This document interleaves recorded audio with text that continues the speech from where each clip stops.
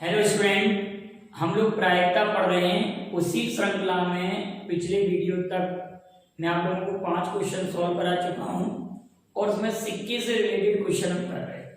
हमने एक सिक्का उछाला था, फिर 2 सिक्के उछाले थे और अब हम सवाल पढ़ेंगे 3 सिक्के उछालने वाले। तो अगर हम 3 सिक्कों को उछालते हैं तो सैंपल स्पेस एस में नंबर ऑफ एलिमेंट्स, प्रतिदर समष्टि में नंबर ऑफ एलिमेंट कितने होंगे। अगर 3 सिक्के उछालेंगे तो 2 टू दी पावर 3, 3 सिक्के उछाले इसलिए 3 पावर और एक सिक्के पर 2 संभावना होगी इसलिए यहाँ पर 2 है। ठीक है, तो ये हो जाएगा 2 इंटू 2 इंटू 2 8 आएगा। अगर हमने 3 सिक्के उछाले हैं तो प्रतिदर समष्टि सैंपल स्पेस में टोटल एलिमेंट्स 8 होंगे। अगर मैं प्रतिदर समष्टि को बनाऊं, सैंपल स्पेस को बनाऊं, तो आप ऐसे कहेंगे sir head head head, tail tail tail, फिर double head double head tail, head head tail head और हेड टेल हेड। अगली बात आएगी double tail head, head double tail और टेल हेड टेल। तो टोटल 1 2 3 4 5 6 7 8। तो प्रतिदर समष्टि में टोटल 8 मेंबर होंगे, 8 एलिमेंट्स। अब अगली इंपॉर्टेंट बात ये आती है कि अगर मैं आपसे ये कहता, कि अगर 3 सिक्के एक साथ उछाले, क्वेश्चन नंबर 6,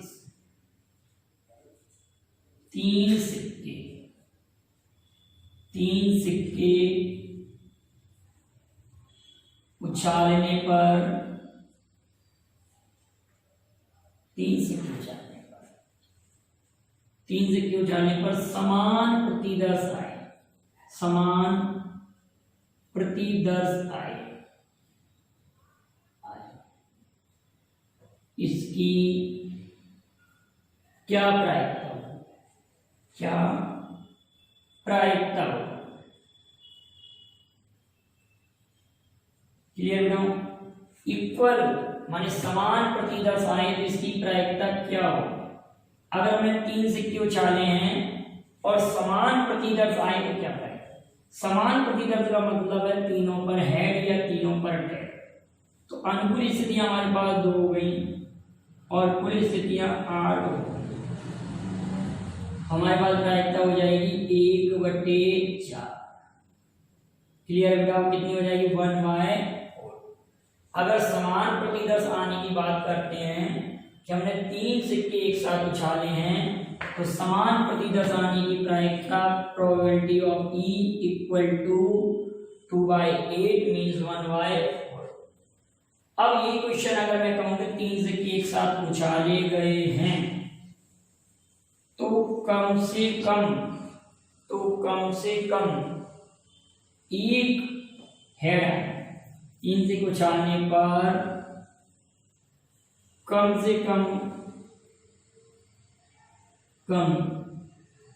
एक टेल आए। टेल आने की, टेल को कहते हैं पुंज, एक टेल आने की प्रायिकता क्या हो। आप समझे बेटा, एक टेल आने की प्रायिकता क्या हो, ये आपसे क्वेश्चन पूछा गया। तो आप लोग ये कहेंगे कि एक टेल आना कम से कम, तो एक टेल में आप कहेंगे सर 1 टेल भी लेंगे, 2 टेल भी लेंगे और 3 टेल, मतलब केवल और केवल ये वाला स्टेप नहीं है, हेडेड वाला नहीं लेंगे और सारी संभावनाएं पॉसिबल हो। क्लियर है ना। हम ये कह रहे हैं कि कम से कम एक हेड आए या कम से कम एक टेल आए, कोई भी सवाल आ जाए तो कम से कम एक टेल या पुंज आए तो 7/8। कम से कम एक टेल वाला भी लेंगे, अभी 2 टेल वाला भी लेंगे, 3 टेल वाला, लेकिन हेड वाला नहीं। हमारे क्वेश्चन का आंसर 7/8 आ। क्लियर बेटा ये वाली बात समझ में?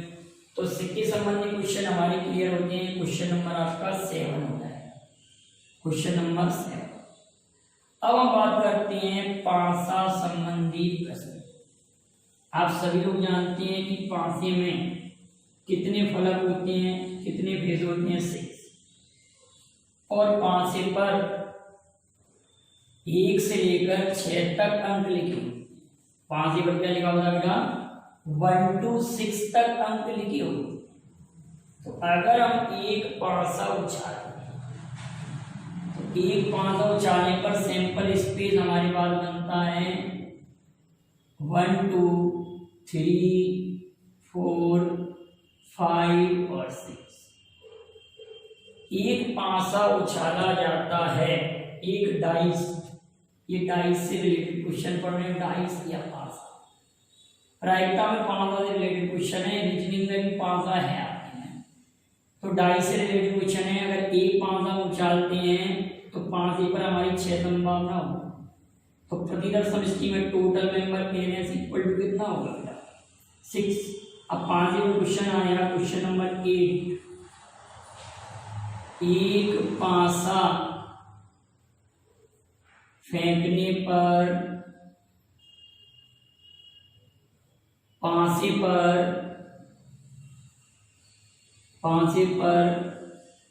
लिखी संख्या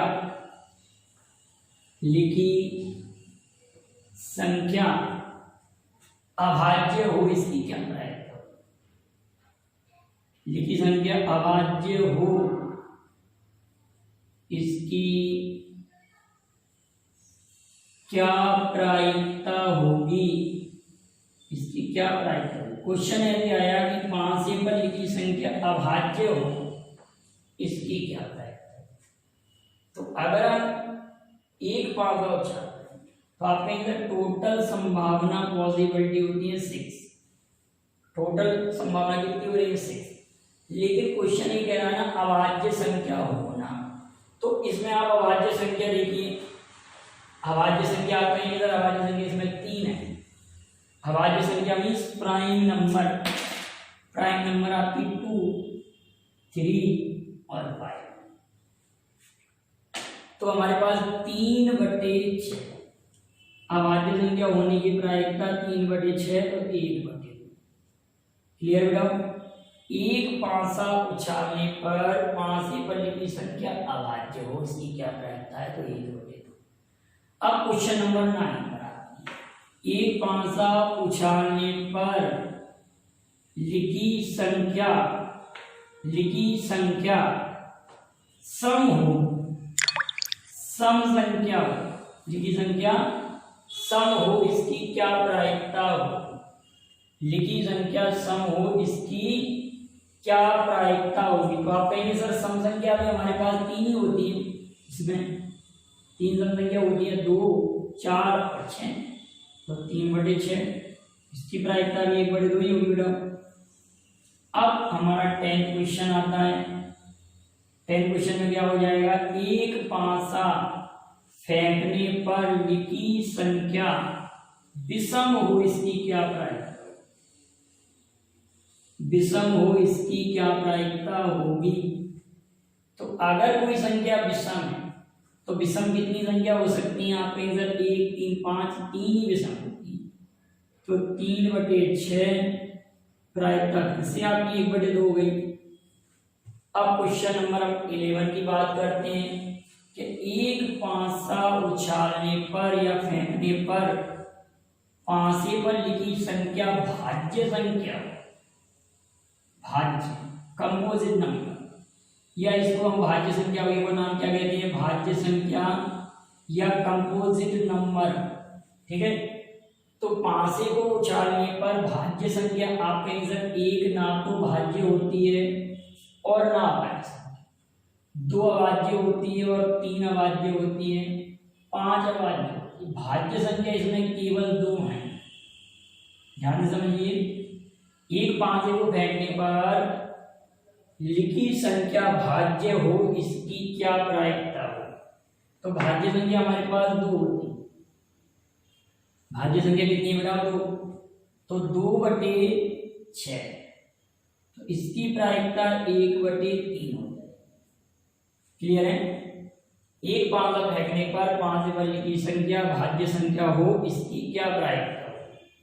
तो आप लोग समझ गए, 1/3। अब क्वेश्चन नंबर 12 पर आते हैं। क्वेश्चन नंबर 12 को मैं ऐसे लिख सकते हैं, एक पांचा फेंकने पर उस पर लिखी संख्या 3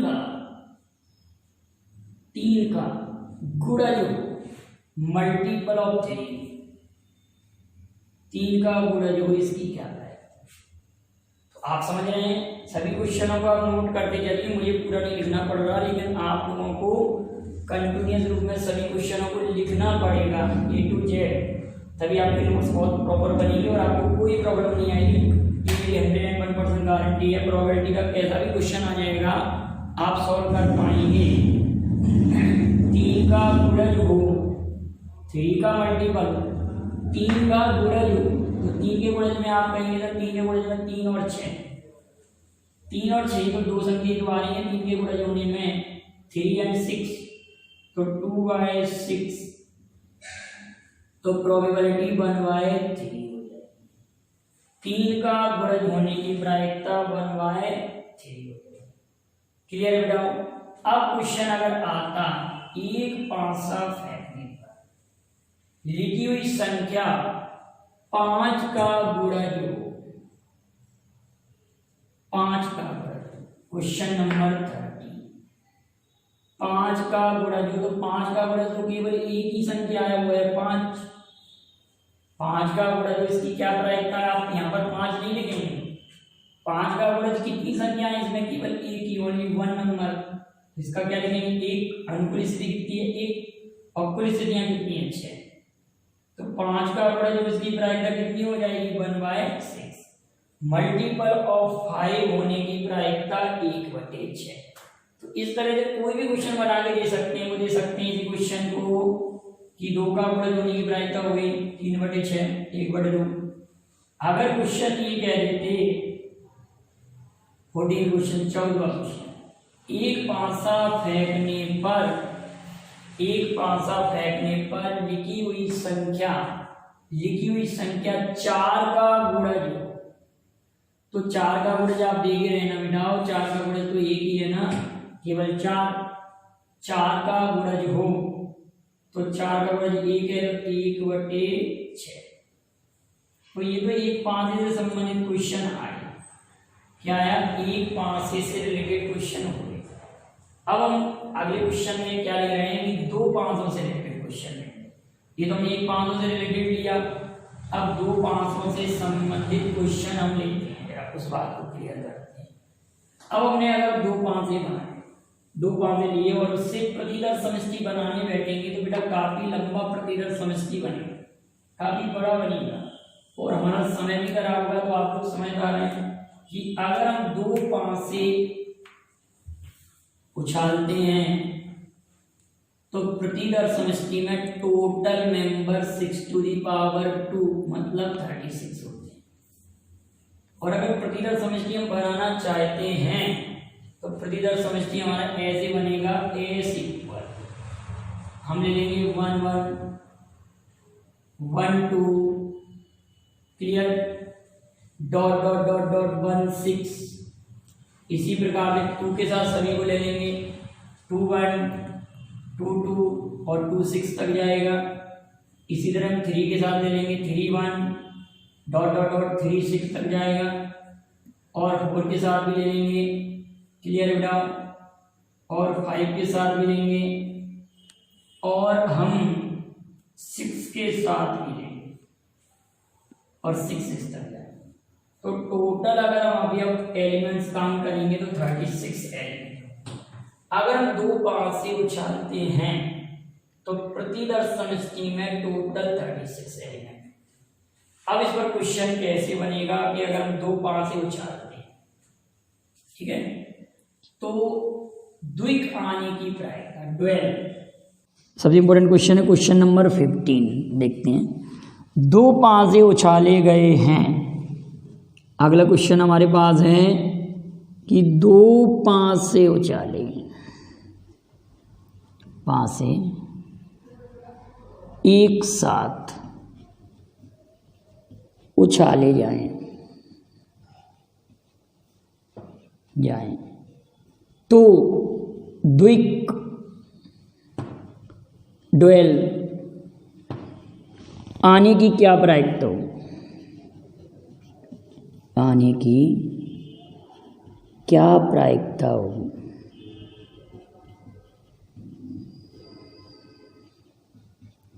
दो पांच एक साथ उछाले गए हैं तो द्विक या ड्वेल या समान प्रतिदर्श भी कह सकते हैं इसको।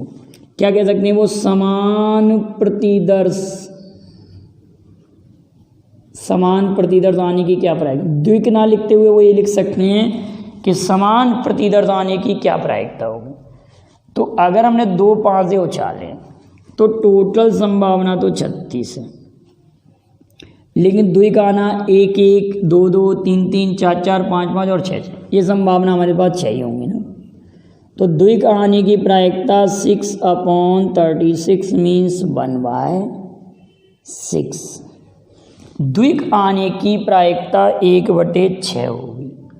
अगर इसी क्वेश्चन को मैं ये कह दूं, क्वेश्चन नंबर 16, 2 पासे एक साथ, यहीं पे बदल रहा हूँ, अब क्वेश्चन लिखना नहीं पड़ेगा मुझे, आप लोग समझ आ रहे हैं। इसी क्वेश्चन को अब मैं चेंज कर रहा हूँ। 2 पासे एक साथ उछाले गए हैं तो समान प्रतिदर्श ना आए, समान प्रतिदर्श ना आने की प्रायिकता, यहाँ ना शब्द जुड़ गया बेटा, यहाँ ना शब्द जुड़ गया। तो आप ये कहेंगे सर समान प्रतिदर्श आने की प्रायिकता कितनी है? पीई बराबर हमने निकाला था 6/36, समान प्रतिदर्श आने की प्रायिकता 1/6। अब हमको निकालना घटना के ना घटित होने की प्रायिकता, समान प्रतिदर्श ना आए, तो उसके लिए 1 - PE कर देते हैं। क्या कर देते हैं? 1 - PE। तो 1 ऋण 1/6। किसी घटना के घटित होने की प्रायिकता अगर 1/6 है तो ना घटित होने की प्रायिकता के लिए हम 1 में से उसको सब्ट्रैक्ट करते हैं। समान प्रतिशत आने की प्रायिकता 1/6 है, ना आने की कैसे निकालेंगे? 1 ऋण 1/6 मतलब 5/6।